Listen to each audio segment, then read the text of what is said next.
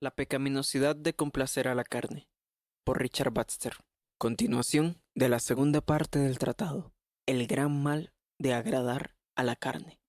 En séptimo lugar, recordad que el agrado de la carne es un gran desprecio y traición contra el alma.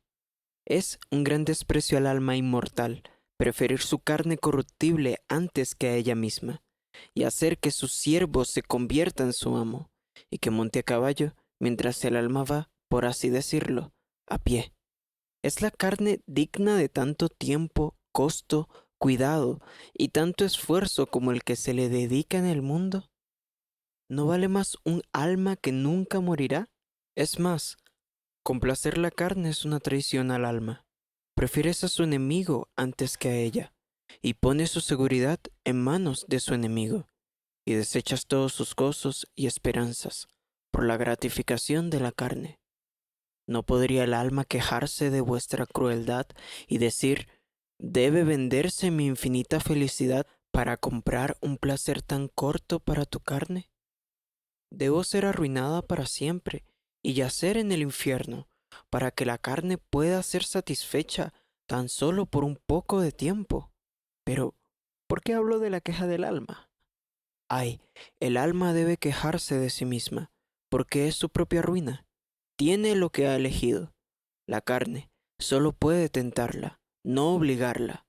Dios ha puesto el poder y el gobierno principal en sus manos, y si ella quiere vender sus propias esperanzas eternas para mimar a la comida de los gusanos, entonces actuará en consecuencia. ¿No pensaríais que es muy sabio un hombre que vende toda su rica herencia para pagar un delicioso banquete y entretenimiento por una hora? Y es más sabio o mejor quien vende la herencia de su alma y la traiciona para entregarla al infierno para siempre, y todo para comprar el placer carnal de una vida tan corta. En octavo lugar, recuerda qué vida tan bestial es vivir siendo sensual. Es el no poder tener gobierno sobre ti mismo. Los placeres sensuales son placeres brutos. Las bestias los tienen tanto como los hombres. Nosotros tenemos la facultad superior de la razón para someter y gobernar la parte bestial. La razón misma es el hombre, y ella tiene un tipo más elevado de felicidad en el cual deleitarse. ¿Crees que el hombre no está hecho para asuntos más elevados que una bestia? ¿No tienes objetos más nobles para tu deleite que el que tus cerdos o tus perros poseen? Ciertamente, cuando los placeres sensuales son preferidos a los placeres superiores del alma, el hombre se vuelve una bestia, o peor aún, somete su razón a su parte bruta. En noveno lugar, piensa qué felicidad tan insignificante y lamentable es la que eligen los hombres carnales. Qué ganancia tan pequeña, además de sórdida. Oh, que pronto terminará el juego y desaparecerán los deleites de la lujuria hirviente. Cuán rápido pasará la bebida por la garganta y sus delicados platos se convertirán en excremento. Qué breve es el deporte y la risa del necio, y que pronto ese rostro será el indicador de un cuerpo adolorido o de una mente afligida y que se atormenta a sí misma. No son sino solo unos pocos días, antes que por entero su carne, la cosa que por él fue más adornada y mimada, se convierta en alimento para los gusanos. Unos pocos días convertirán su placer en angustia, su alegría en gemidos, su ostentación en lamento, todo su orgullo en vergüenza.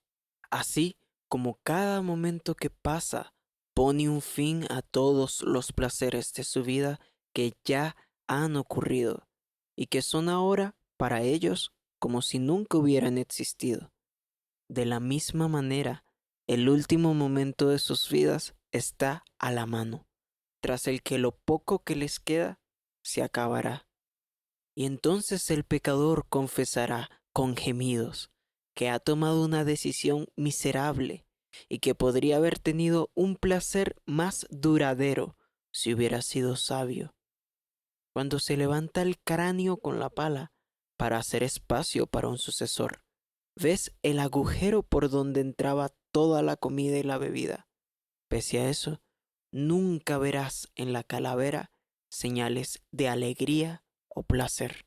En décimo lugar, considerad, por último, que escasamente hay pecado en el mundo más inexcusable que este. El que complace la carne ve el fin de todos sus deleites sensuales en los rostros de los enfermos y en los cadáveres que diariamente son llevados a la tierra, y en las tumbas, los huesos y el polvo de aquellos que alguna vez tuvieron una vida tan feliz como él. Su razón puede decir, todo esto se ha ido con ellos, y es como si nunca hubiera existido, y así será en breve conmigo. Sabe que todo el placer de su vida pasada ahora no tiene valor para él mismo. Sus advertencias son constantes, cercanas y sensibles, y por eso tiene mayor pecado. Tercera parte del tratado. Objeciones. Objeción número 1. ¿Qué daño le causa a Dios o a cualquier otra persona que yo complazca a mi carne? No creo que algo tan inofensivo le desagrade. Respuesta. Como mero placer, no tiene ningún daño en sí mismo, pero como placer desordenado o inmoderado sí, o como algo que es más amado y preferido que Dios y tu salvación, o como algo que es mayor que tu deleite en Dios, o como algo que carece de un fin adecuado y es amado meramente por sí mismo, y no usado como medio para cosas superiores, y como algo que se convierte en un obstáculo para el alma y para el placer espiritual y el servicio de Dios, y como algo que es el deleite bruto de un apetito rebelde e ingobernable que domina la razón y no está bajo la obediencia a Dios. Aunque el pecado no puede hacer daño a Dios, puede hacerte daño a ti y puede perjudicarlo a Él. Creo que ya te he mostrado el dolor y el veneno que contiene. Es la rebelión misma de la naturaleza corrupta el tornar todas las cosas al contrario de cómo deberían estar, derribar a Dios, el cielo y la razón, y destruir el uso apropiado de todas las criaturas, y establecer la complacencia de la carne en lugar de todo lo demás, y hacer de algo bruto vuestro Dios y gobernador. Y preguntas, ¿qué daño hay en esto? Lo mismo hace tu hijo cuando desea algún juego o placer, y los enfermos cuando desean satisfacer su apetito. Pero el juez debe ser su padre, el médico y la razón, no el apetito bruto. Objeción número 2. Es mi naturaleza ser así. Siento que es natural para mí y por lo tanto no puede ser pecado. Respuesta. Primero, el apetito desordenado, violento y rebelde es tan natural para ti como la lepra lo es para una familia leprosa. ¿Y amarás tu enfermedad porque es natural? Es tan natural como ser malicioso y vengativo, desobedecer a tus gobernantes y abusar de tus vecinos. Y sin embargo, pienso que no os juzgarán inocentes por rebelión o abuso, porque os es natural. En segundo lugar, aunque el apetito sea natural, de igual grado el que la razón lo gobierne, ¿no debería ser también natural para ti? Y no es natural el sometimiento del apetito a la razón también. Si no es así, habrás perdido tu naturaleza de hombre y te habrás convertido a la naturaleza de una bestia. Dios te dio una naturaleza superior para gobernar tu apetito y tu naturaleza más baja. Y aunque la razón no puede quitarte tu apetito, puede gobernarlo y guardarte de satisfacerlo en cualquier cosa o medida que sea inadecuada. Objeción número 3. Dios creó mis deseos, así que no pueden ser pecaminosos. Se demuestra por el caso de Eva, que el apetito era el mismo en la inocencia. Por lo tanto, este no es pecado. Respuesta. No debes olvidar la diferencia entre 1. El apetito en sí mismo. 2. La violencia y disposición rebelde del apetito, que procede de la influencia del pecado. 3. Y la obediencia actual a la complacencia del apetito, causada por el pecado. El primero, el apetito mismo, estaba en la inocencia, aunque sin pecado. Pero los otros dos, la violencia y la obediencia, no estaban en la inocencia, y ambos son pecaminosos. Objeción número 4. Dios me hizo de esta manera. Entonces, ¿por qué no debería seguir mis deseos? ¿Por qué Dios le daría al hombre inocente un apetito que debe ser resistido por la razón y que desee aquello que la razón debe prohibir? Respuesta. La objeción misma en parte supone que el deseo ingobernado, no sujeto a la razón, y de allí lo que en una criatura moral significaría necesariamente pecado, que tal deseo es usual desde toda la creación. Pero esta forma de razonar es engañosa. Sí, pese a que el deseo en abstracto es bueno porque fue puesto en la creación, sin embargo, su medida, su grado, uso y aplicación que hoy como hombres conocemos, y ninguno ha conocido un deseo perfectamente libre de esto, está sujeto al pecado. Esto es, que no conocemos el ejercicio realmente natural del deseo, en un sentido de totalidad, debido a que el pecado ha influenciado nuestra naturaleza, haciéndonos siempre tener una medida y aplicación desmedida e inadecuada del mismo deseo. Las bestias no son desenfrenadas, excepto por alguna intervención, pues sus deseos inherentemente siguen un orden y regla que son fácilmente observables. Cada una de ellas, aun bajo el estado de corrupción mortal, todavía solo buscan el placer de aquello que demuestra ser ordenado y beneficioso para sí mismas. En efecto, nosotros no tenemos que gobernar a las bestias para que éstas no se destruyan así, a diferencia de cómo sí debemos hacer con nosotros mismos. Los animales siguen tal ciclo de vida entre ellos que mantienen en orden toda la creación sin absoluta intervención nuestra, y los dominamos únicamente para que nos ayuden al bienestar de nuestro propio cuerpo. Ciertamente, porque el deseo natural no solo es deseo en sí mismo, sino que es un deseo sujeto a su propia medida y regulación, a objetivos que si bien pueden no ser morales cuando se considera solo a la parte carnal del hombre, no obstante, como en los animales, sirven a un fin benigno de bienestar e idoneidad. Dios, al crearlo todo, lo hizo bueno, e hizo el deseo idóneo para el hombre, y por tanto, éste jamás inherentemente, en medida y regulación inherentes, le estorbaría. Sabemos que el frío o el calor nos indican qué hacer para que el clima externo no nos hiera y que aún nuestros cerebros nos impiden beber más agua de la que sería saludable, por lo que suponer que la medida de la que aquí se habla y aplicación que surge y a la vez los deseos en abstracto son la misma cosa es un completo engaño y una vil sutileza.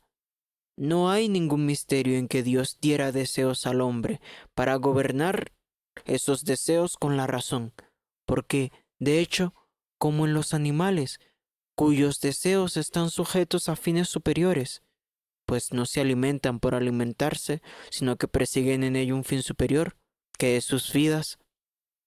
De hacerlo, tal como se aplica aquí, todos los animales de inmediato perecerían por obesidad y enfermedades asociadas. Pero vemos que de hecho los animales siguen una dieta específica. Así en el hombre, sus deseos naturalmente estaban unidos a un fin tanto de bienestar como de moralidad. Eran esencial e inherentemente no deseos solamente, ni deseos desorbitados, sino deseos idóneos, adecuados, tanto para su parte natural como para su parte moral. Para su parte natural, positivamente guiándolo, para que buscara su bienestar y felicidad, y, para su parte moral, negativamente no estorbándolo, y positivamente vigorizándolo y preparándolo para esos deberes morales. Además, se olvida con esto que la moralidad del hombre espiritual y su carne son una y la misma criatura, aun y cuando como partes puedan ser distintas en esencia. Son atributos indivisibles del mismo ser. Es decir, el hombre no es hombre sin un cuerpo de carne, y su moralidad está hecha para gobernar sus deseos, tanto como sus deseos para satisfacerlo. Y así, aunque el deseo especulativamente puede ser contemplado en abstracto, no obstante, cuando es hablado del deseo específico de una criatura como el hombre, jamás puede ser contemplado sin una unión indivisible a su moralidad. En este caso, lo que vemos tan natural en el animal como meramente desear y comer, en el hombre sería esa moralidad unida a esos deseos, no partes en disputa, y por tanto, también es así con su grado y medida. De manera que el pecado, cuando entró en él, hizo que su alma contradijera no solo la ley de Dios, sino su propia naturaleza corpórea, o, dicho de otra manera, las indicaciones de nuestra razón que están perfectamente en armonía con la naturaleza original de nuestros deseos, siempre que ésta estuviera en oposición a sus objetivos pecaminosos. Romanos 1:26. Dios los entregó a pasiones vergonzosas, pues aun sus mujeres cambiaron el uso natural por el que es contra naturaleza. De modo que, aunque el hombre ignora muchas cosas, en general, su razón le indica que ciertas cuestiones no son apropiadas para el bienestar del cuerpo, o no se adecúan a su idoneidad, y no obstante, las tomará, y sabe a su vez que aquello destruye la creación de Dios que es Él mismo, y no obstante, aún ofenderá. Por tanto, en esto el pecado mostró al hombre ser obstinado, aún en contra de la naturaleza misma, pues no hay criatura que busque su deseo incluso contra el propósito y objetivo de su propia naturaleza, excepto los hijos de Eva, la codiciosa, y de allí la grandeza de su pecado. Odió tanto a Dios como para estar dispuesto a ir contra su razón, y tal odio ha de ser un odio muy grande. No hay deseo en abstracto desordenado, sino que es desordenada nuestra disposición a obtener placer de él. El tacto siempre sentirá cada vez que toquemos. Es su función natural, por lo que, si lo usamos mucho, es absurdo culpar al tacto por cada vez que sentimos. Pues como sería de irracional que el perro ladrara a la vara que lo golpea y no a la mano, así no hay desorden en la función del tacto, que, tan benigna como sierva nuestra, responde sin objetar cada vez que la mandamos hacer su función, aunque luego eso traiga malestar al mismo cuerpo que nos dio el tacto. Somos nosotros, como amos suyos, que la hemos tomado y usado de manera impropia. Y si luego obtenemos un desorden corporal por el cual percibimos una disposición, sí, absolutamente corpórea, desorbitada, después de este mal uso, esto es, un hábito naturalmente desordenado, no surgió sino primeramente por aquel mal uso que acostumbró a nuestro cuerpo a ese hábito. Y si algunos nacen bajo tales cadenas de forma natural, bien sabemos que nuestro padre Adán, en inocencia, tenía deseos idóneos y ordenados inherentemente, y que éstos han sido engendrados así por la maldición de Dios sobre nuestros cuerpos, tras habernos abandonado a la caída. Con todo, lo que poseen es una enfermedad, no pecado. Enfermedad porque yendo contra el uso natural del cuerpo, puede perjudicarlos, y de hecho, sin medicación o control externo, los perjudica en su salud. Pero alguno dirá, si es solo debilidad física, ¿por qué pues mi debilidad física me hace irritarme contra otros? Responde la escritura que, Si no fuese por la influencia que el pecado ejerce aún en ese cuerpo tan enfermo, ellos no se permitirían satisfacer esa irritación hacia otros, incluso si les causara sufrimientos y confusión, porque los dictados de la razón en ellos serían suficientes para indicarles que es algo impío.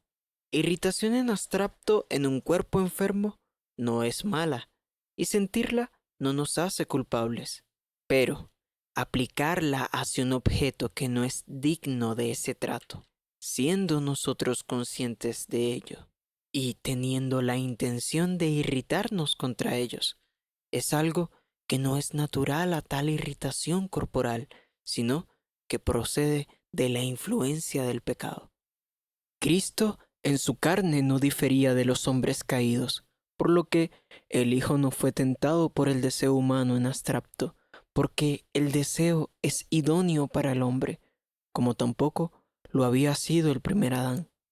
De hecho, el Hijo estuvo sujeto a debilidades, esto es, enfermedades del cuerpo, y por tanto estuvo bajo condiciones peores que el primer Adán, estando el cuerpo inadecuado para su servicio, siendo un siervo que está muriendo. Pero aún así, el principio de santidad era tan perfecto en Cristo que éste nunca pecó por dormir de más, o por agotamiento irritarse contra otros, o descuidar la oración inapropiadamente. Muchos inconvenientes y obstáculos que Adán no tuvo en su prueba. Podemos estar seguros que Cristo por enfermedad experimentó tormento, tanto de mente como de cuerpo, pero jamás experimentó tentación interior, como si de alguna inclinación latente de corrupción se tratase, para murmurar contra el Padre o contra sus discípulos. De manera que el hombre pecador se irrita contra sujetos inocentes de manera intencional cuando está en cansancio, no porque el cansancio inherentemente provoque esa irritación contra hombres inocentes, sino porque el pecado, que no deja de influenciar al cuerpo, esté sano o enfermo, inclina ese malestar a ese acto moral. Oh, el pecado es en nosotros ahora tan parte de nuestra naturaleza, tan inseparable de nosotros, como lo fue en el pasado la santa rectitud, de modo que es natural para el enfermo sentir ira contra otros. Mas sería como en Cristo, el Hijo, esa irritación natural, libre de inclinaciones inapropiadas, si tuviéramos un principio perfecto en santidad y ninguno de pecado. Cuarta parte del tratado. 10 señales de un complacedor de la carne. Los signos de un complacedor de la carne o sensual son estos, los cuales pueden deducirse de lo que ya ha sido dicho. 1. Cuando un hombre desea complacer su apetito sin referirlo, en el momento habitualmente, a un fin superior, es decir, el adecuarse a sí mismo para el servicio de Dios, sino que solo se queda en el placer. 2. Cuando busca con más deseo e industriosidad la prosperidad de su cuerpo que la de su alma. 3. Cuando no quiere separarse ni abstenerse de sus placeres, cuando Dios los prohíbe o cuando dañan su alma, o si las necesidades de su alma lo llaman con más fuerza, aún así, él tendrá su deleite sin importar lo que le cueste y está tan puesto en ello que no puede negárselo. 4. Cuando los placeres de su carne exceden sus deleites en Dios y su santa palabra y caminos, y los pensamientos anticipados del placer de la eternidad. Y esto no solo en la pasión, sino en la estimación, elección y persecución. Cuando preferiría estar en una obra de teatro, en un banquete o en un juego, o consiguiendo buenos negocios o beneficios en el mundo, que vivir en la vida de fe y amor, una conversación santa y celestial. En quinto lugar, cuando los hombres establecen sus mentes en idear y estudiar cómo proveer para los placeres de la carne, y esto es lo primero y más dulce en sus pensamientos. 6. Cuando preferirían hablar, oír o leer sobre los placeres carnales, en lugar de los deleites espirituales y celestiales. 7. Cuando aman la compañía de los divertidos sensuales más que la comunión de los santos, en la que pueden ejercitarse en las alabanzas a su Hacedor. 8. Cuando consideran que el mejor llamado, condición y lugar para vivir es donde tienen los placeres de la carne, donde tienen tranquilidad, comen bien y no les falta nada para el cuerpo, en lugar de aquel donde tendremos mucha mejor ayuda y provisión para el alma, aunque la carne se vea empobrecida por ello. 9. Cuando ofrecerán un mayor costo por agradar su carne que por agradar a Dios. Y en 10º y último lugar, cuando no cree o no le gusta otra doctrina más que la del libertinaje y odia la mortificación como una precisión demasiado estricta. Inserto nota al pie de página. Ciertamente, es un signo de un maestro falso, aquel que hace un énfasis desmedido en la justificación, desvirtuando la necesidad de ser celestiales y piadosos. Por más que mencione el Evangelio perfectamente en detalle, desconoce su poder para hacer santamente espiritual y pío a los hombres. Hoy día es una grave señal de que el diablo está instruyendo a través de un hombre, cuando vemos cómo puede usar la expiación sagrada de Cristo como excusa para aquellos que se muestran indolentes, sin fervor, en cosas tan mínimas como orar con disciplina y atender a deberes tan básicos de la fe. Y más aún, cuando en su orgullo se sienten superiores por ese detalle a todo el que se les oponga, como se quejaba un santo hombre de Dios en el pasado. Su gracia es el perdón malbaratado, el consuelo malbaratado, el sacramento malbaratado. Es la gracia como almacén inagotable de la Iglesia, de donde la toman unas manos inconsideradas para distribuirla sin vacilación ni límites. Es la gracia sin precio, que no cuesta nada, porque se dice que, según la naturaleza misma de la gracia, la factura ha sido pagada de antemano, para todos los tiempos. Gracias a que esta factura ya ha sido pagada, podemos tenerlo todo gratis. Los gastos cubiertos son infinitamente grandes y por consiguiente las posibilidades de utilización y de dilapidación son también infinitamente grandes. Por otra parte, ¿qué sería una gracia que no fuese gracia barata? Es el perdón de los pecados, considerado como una verdad universal. Quien la afirma posee ya el perdón de sus pecados. Puesto que la gracia lo hace todo por sí sola, las cosas deben quedar como antes, porque todas nuestras obras son vanas. El mundo sigue siendo mundo y nosotros seguimos siendo pecadores. Solo que ahora llevamos la vida moralmente mejor. La gracia barata es la justificación del pecado y no del pecador. Y que no procure, bajo pena de caer en la herejía del iluminismo, llevar bajo la gracia una vida diferente de la que se lleva en el mundo moralista, o será un monástico, un exagerado de la religión, que se guarde de ese orgullo de intentar vivir en obediencia a cada renglón, jota y tilde de los mandamientos de Cristo y de la iglesia original, la iglesia de las Escrituras, porque entonces es un arrogante, carente de afecto y compasión por sus hermanos más débiles, que aún no quieren dejar sus pecados por completo. No debe ser tan duro con ellos, oh no, porque están justificados por gracia junto con el mundo. Por eso, a causa de la necesidad de esa gracia, para no poner resistencia a esta gracia irreemplazable, el cristiano debe vivir como el resto del mundo. La fe del pasado, la fe de Pablo, la vida piadosa de Timoteo, la adherencia perfecta a la doctrina de la palabra en cada jota y tilde no es más que un acto extraordinario, accesible solo para algunos cristianos bendecidos por la suerte de la providencia. La gracia barata hace que no podamos ser más así. Tiene que llevar a cabo esta renuncia.